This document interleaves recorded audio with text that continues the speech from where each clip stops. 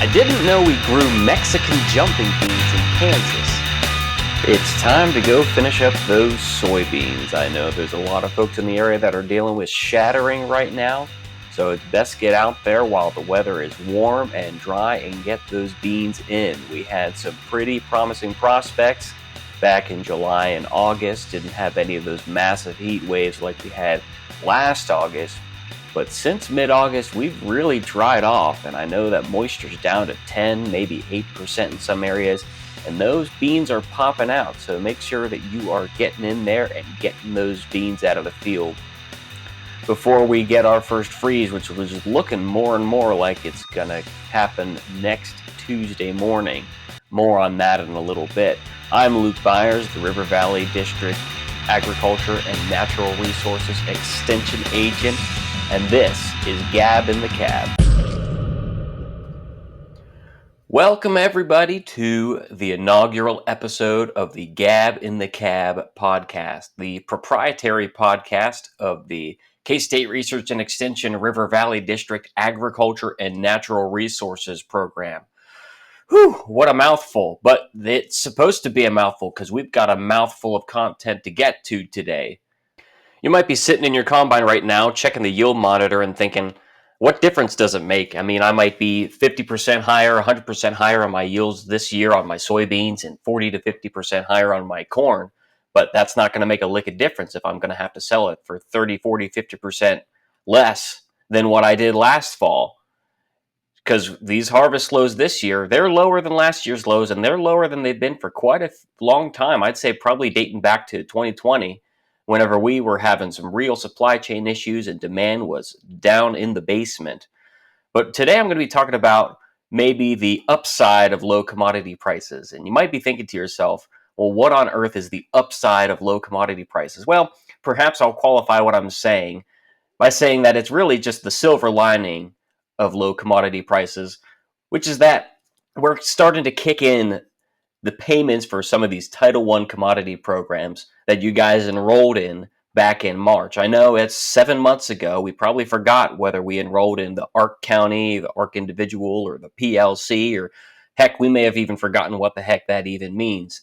But now's the time to start considering and factoring into our balance sheets and our income statements, what can I expect to pay out against the 2023 crop year in terms of Title I commodity program indemnities. And I'm going to be digging into that today.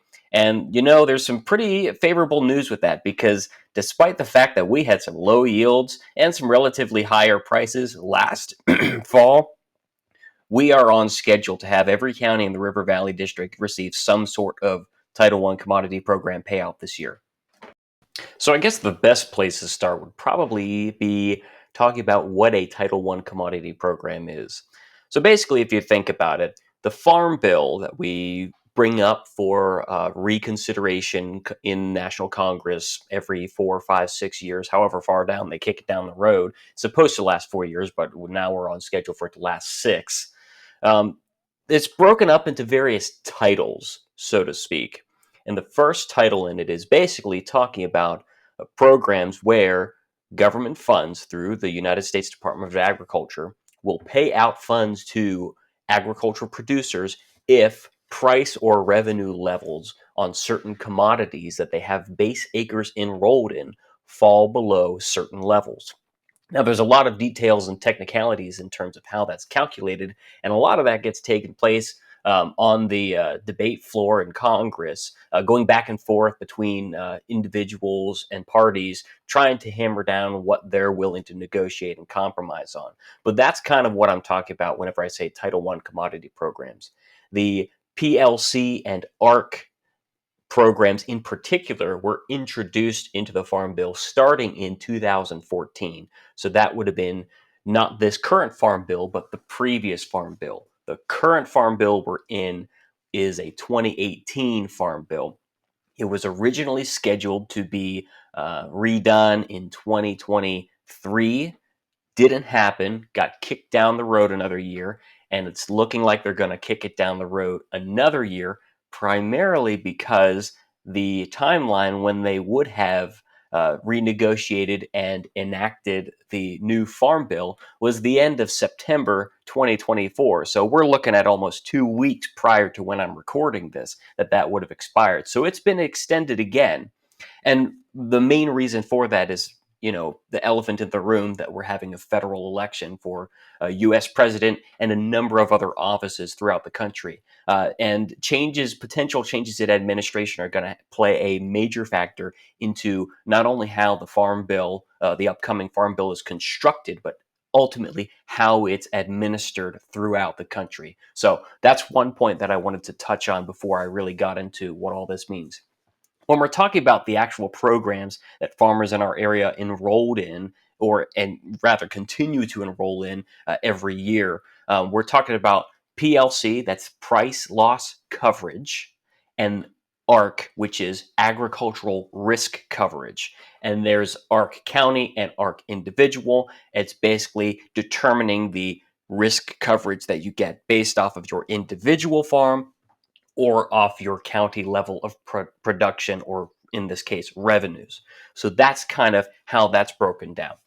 The past 2 years that I've been here as the Agriculture and Natural Resources Extension Agent, I've been recommending to people that they enroll in the ARC County program rather than the price loss coverage program, the PLC. And there's several reasons for that, but one of the reasons that we're going to see that has been bearing fruit this month in particular is going to be the elections that people made for ARC County last March. So not March 2024, but March 2023.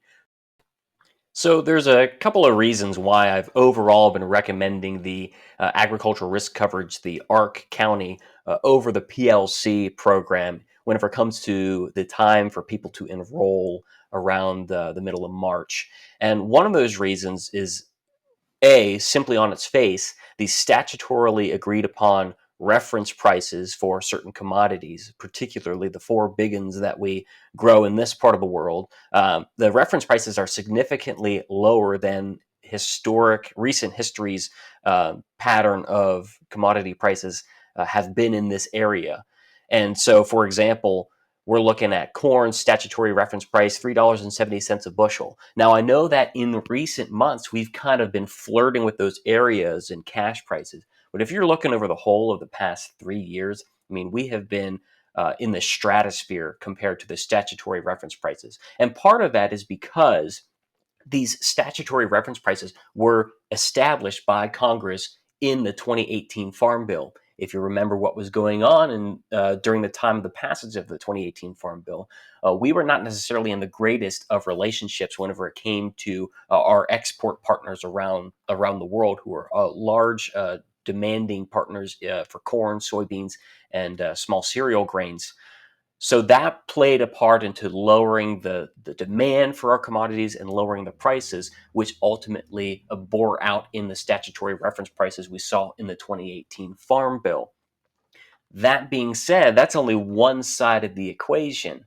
The other side of it is that whenever it comes to the PLC program, it's simply what it says, price loss coverage. So there's only one dimension that's brought into consideration whenever determinations are made on whether or not you're going to get a payout from the PLC program, and that's price. Does the market year average price fall below the reference price or not? The opposite side of things is with ARC County. It's a combination of both the reference price and your yield. So you combine those together and you basically get a benchmark revenue, and you use the benchmark revenue to determine whether or not the actual revenue that you earned in your county that particular year matches up to the guaranteed level of revenue that is put forward by the Title I commodity program, and therefore whether or not you qualify for that. So what I mean by that is there's two dimensions, is that you could still have high prices, but if you have a terrible crop, you have an opportunity to get the ARC payout. You could have a great crop, but if you have terrible prices, you could get an ARC payout. So there's two different levers that can be activated in the farm economy to get you those ARC County payouts. versus the single lever in the price loss coverage. And whenever I'm thinking about risk management from the standpoint of what are the principles of spreading out my risk across multiple variables and enterprises, Arc County on principle is the way I want to go. Now, that can be offset if we're looking at really high probabilities of the PLC program hitting. And what I mean by that is the Arc County payouts have a maximum that is a lot lower than the price loss coverage payouts. But if we're talking re-enrolling on a year-to-year basis, if there's like a virtual 0% chance that PLC is going to hit, it doesn't matter if it has a higher potential payout, because zero is a lot less than whatever the highest Arc County has to offer. That's another side of risk management. It's not just in commodity marketing, but in your government programs that you're enrolling with. You don't just want to wait and wait and wait for the highs to hit on your commodity marketing, because you're going to end up with your grain having a birthday and having to sell it at the following year's harvest lows just to get it out of your inventory. Same way with these government programs. You can't be banking on prices going in the tank for price loss coverage, especially if you are hedging against your own operation, and expect it to pay out super well because the marketing year average price was in the drain, so to speak, because you need to be spreading out your risk across multiple variables, and in this case, price and yield. So that's kind of how I explain to people my rationale for selecting the Arc County risk coverage program. What we're seeing right now with the Arc County payouts against the 2023 crop is that the Arc County is paying out big time compared to price loss coverage, the PLC. And like I mentioned before, there's two dimensions to it. It's not because the market year average prices for the 2023-2024 crop marketing year were low. It's because our yields in 2023 for a lot of our commodities in the area were a lot lower than our county APH, and that brought down our actual revenue as compared to our benchmark revenue, which is determined by a 5-year Olympic moving average. So maybe before I continue and explain what the county payouts are going to be, one county to another and one crop to another, let me just get into a little bit into the nitty-gritty details of how this thing actually works. So recall that 2024 Arc County payments are issued for crops harvested in 2023. Payments are delayed a year because the FSA uses the crop's marketing year's price data to calculate the MYA, the marketing year average price. So for corn, soybeans, milo, that marketing year runs from September 1st, 2023 for the 2023 crop to August 31st, 2024. Reason for that is because they're basically assuming that, okay, no one's really going to be harvesting corn, soybeans, and milo before September 1st. I know there's some people in the world that might, but by and large, it's after September 1st that we're going to be harvesting our corn, bean, and milo crop. And we're going to basically distribute that marketing throughout the year.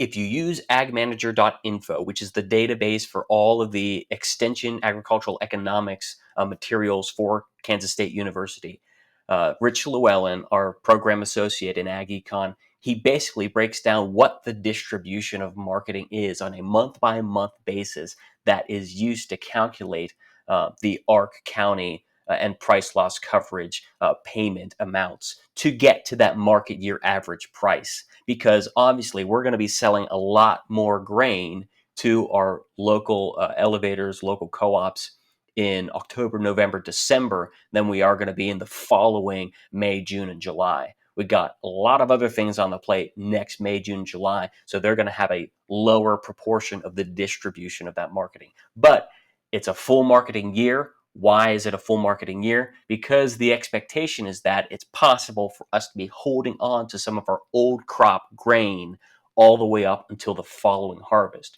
which is true for a lot of folks for the 2023 crop.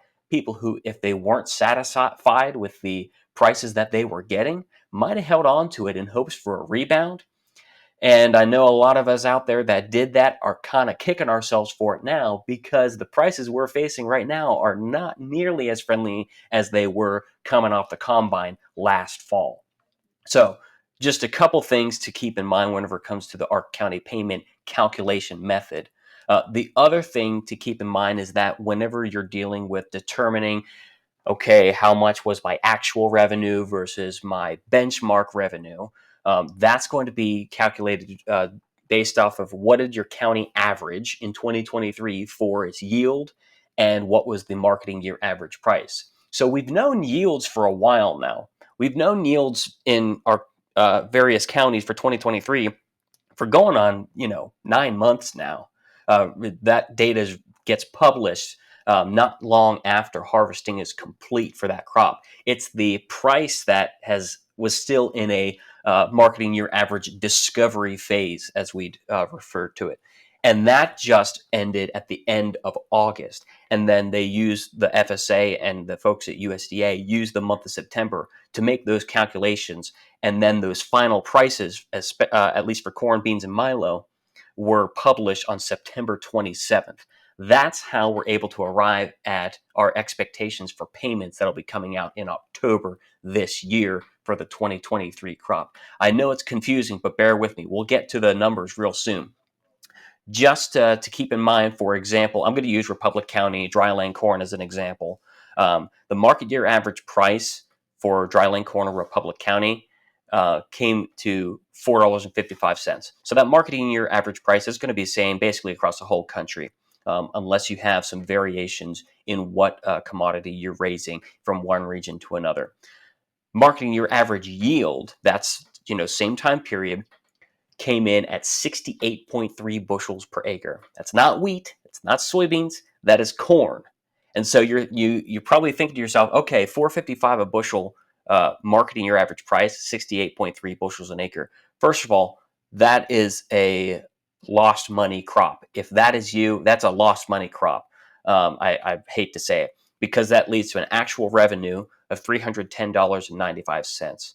Last I checked on our ag manager corn budgets for north central Kansas, our cost of production was flirting somewhere in that 450, 500 bucks an acre range. So 68.3 bushels an acre is not very nice to us for 2023. However, the Olympic average, that's the 5-year moving average, where they take out the top and bottom yielding years and top and bottom priced years, came in at an average of $3.98 a bushel. So we're lower on that side. Our marketing year average price is higher than the Olympic average price, so that would make it less likely for us to get a payout. But our Olympic average yield is 146.2 bushels an acre in Republic County for dryland corn. So that's 68.3 bushels an acre we saw in 2023 compared to the 146.2 bushels an acre we saw over the 5 years prior to that on average. That's going to give us our opportunity to get the largest payout. And so if we're using that calculated together, that benchmark revenue with the 398 and the 146.2, that comes out to $581.68. So that is a profitable crop there. We didn't see that in 2023. That's the benchmark that is being used for the previous 5 years. But because it's essentially an insurance program, you're not going to get the full payout. So it's only, in this case, 86% of the benchmark revenue, which comes out to about $500 even. So that's what they call the guaranteed revenue. That's basically the revenue that you are guaranteed as a part of the Title I commodity program is $500 an acre for Republic County dryland corn enrolled in Ark County for those base acres. However, because it's Ark County, they also have a cap on how much each producer receives. Because if otherwise, what can happen is you tank your corn crop to 0 bushels and you get $500 for free. They capped it at 10% of the benchmark revenue. So our benchmark revenue is going to be that 581.68. So that's before we take into account that 86% that knocks it down to 500 flat. So 10% of that benchmark revenue is about $58.17. If we were able to get the full difference between the guaranteed revenue and our actual revenue, and remember, these are county averages. It's not going to be exact for your farm, but the Republic County average in 2023, we would have gotten a $189 payout. Unfortunately, we don't get $189 an acre on our base acres in dryland corn in Republic County. We will have, for everyone who has base acres enrolled in dryland corn in Republic County, get a $58.17 per acre payout on those base acres. And I should stipulate, rather qualify what I'm saying, that only 85% of your base acres enrolled in that crop category will receive those payments. So if you had 100 base acres in Republic County registered with the FSA to dryland corn, then you would receive $58.17 against 85 of those 100 acres. That comes out to just under $5,000. So that's kind of how the nuts and bolts of how it works, and but that's also using data that we've received as of the very end of the marketing year, which ended August 31st. So with that in mind, here's kind of a breakdown of where we're at, Clay, Cloud, Republic, and Washington counties for each of your various crops. So dryland corn in Clay County's estimated ARC County payment, $55.22 an acre. Cloud County, $55.33 an acre. Republic County, like I just mentioned in the example, $58.17 an acre. And Washington County, $13.27 an acre. Why is Washington County lower? Well, it's because their average yield was actually cracked 100 bushel on corn last year in 2023, whereas everyone else, I believe, was under 100 bushel an acre. And so that played a big part in determining how far away your benchmark revenue was from your actual revenue. So Washington County didn't get the maximum payment, but they did get a little bit because their yields were low, even though that market year average price of $4.55 was above the reference price of $3.98. So that's corn. Irrigated corn did not receive any payments, so just dryland corn. So if you had base acres and irrigated corn, that would not apply. Dryland soybeans, Clay County, $43.96 an acre.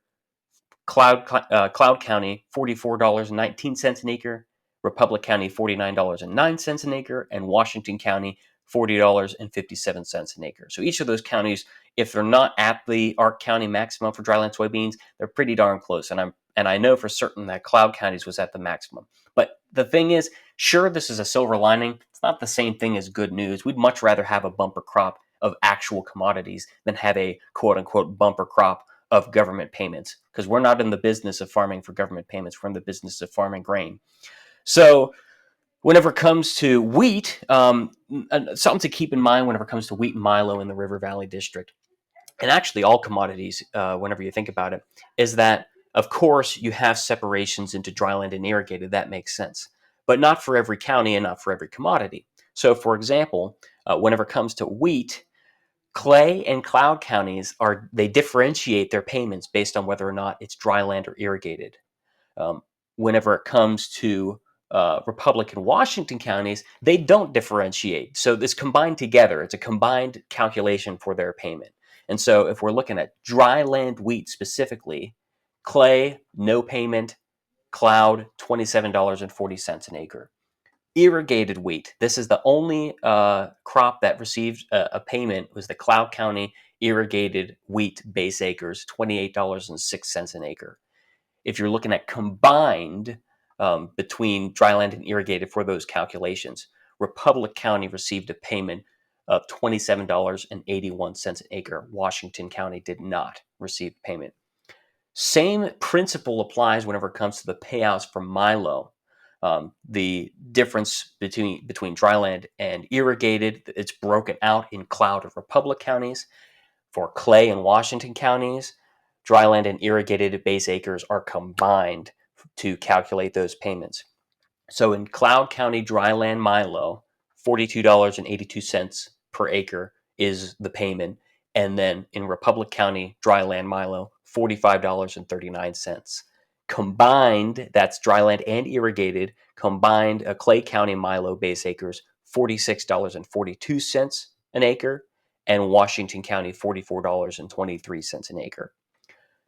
Just to recap all of this and put a bow on it, if we had enrolled our acres in PLC, which is the default if you don't enroll with your local FSA office, if you don't enroll in either program, you're defaulted to PLC. None of those numbers affect you. None of those numbers hit. It's all zeros across the board because all the market year average prices were significantly above the statutory reference price or whatever the calculated effective reference price is for each of those given commodities. The only way that you're getting payments this year from Title I commodity programs is if you enrolled in the ARC County or ARC Individual, which I guess I won't get into as much detail of that here, but the ARC County payments were the way to go for 2023. If you enrolled in March of 2023 in ARC County, this is the expectation that you can plan to receive in the month of October 2024. None of this is going to say that it's a guarantee that ARC County is going to hit next year or any year down the road. Because one, we don't know what the farm bill is going to look like going forward. And two, just because ARC County hit for the 2023 crop doesn't mean it's going to hit for 2024. Especially because 2024's crop is looking a whole lot better in terms of its yield than it did in 2023 and a whole lot worse for its price. So really, that kind of information is still up in the air. And as we get more information, we're going to be able to provide you with the best advice and recommendations going forward the closer we get to that March 15th deadline to enroll in the 24-25 crop year for your ARC PLC elections with the Farm Service Agency. So stay tuned because that information is forthcoming in the upcoming days, weeks, and months. And the other thing that I want to emphasize with this is that I'm not here to pat myself on the back, as I just mentioned, but what I am here to do is to help farmers in the River Valley District, not by teaching them anything they don't already know, because Lord knows the farmers out there in our community, they've been doing this twice as long as I've been alive. So I'm not here to teach you anything. I'm here to partner with you to help you accomplish your individual goals that you might not necessarily have the time or the resources or the energy or the research-based information to do in 24 hours in a day. And farming's not just an occupation, it's a way of life. And so in that case, it truly is a 24-hour-a-day job. And so in light of that, we're here at the River Valley District to support you and partner with you in whatever ways that you can think of. So if you have any questions about anything that I've discussed today, feel free to reach out to your River Valley Extension District local office in Clay Center, Concordia, Belleville, or Washington. If you want my number at the Clay Center office, it's 785-632-5335, where you can reach me by email at lsbyers, that's B-Y-E-R-S, at ksu.edu. This has been the inaugural episode of Gab in the Cab. We're looking forward to seeing you next time. Take care.